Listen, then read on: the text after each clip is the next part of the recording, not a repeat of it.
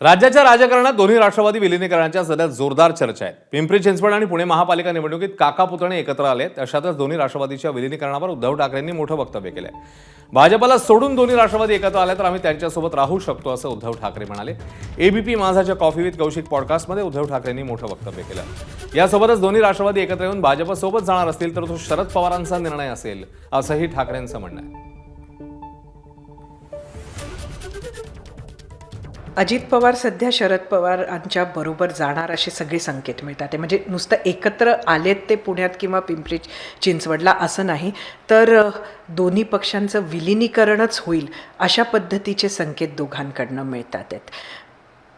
मी काय बोलू शकतो? शरद पवार तुमच्या बरोबर आहेत महाविकास आघाडीमध्ये. प्रत्येक जण आम्ही स्वतंत्र आहोत.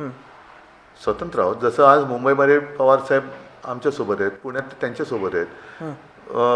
थोडंसं थांबण्याची गरज आहे. जर ते एकत्र येऊन भाजपापासून वेगळे होणार असतील तर आम्ही त्यांच्यासोबत राहू शकतो. पण एकत्र होऊन तेही भाजपसोबत जाणार असतील तर तो निर्णय पवार साहेबांचा असेल, माझा थोडीच असेल. एबीपी माझा, उघडा डोळे बघा नीट.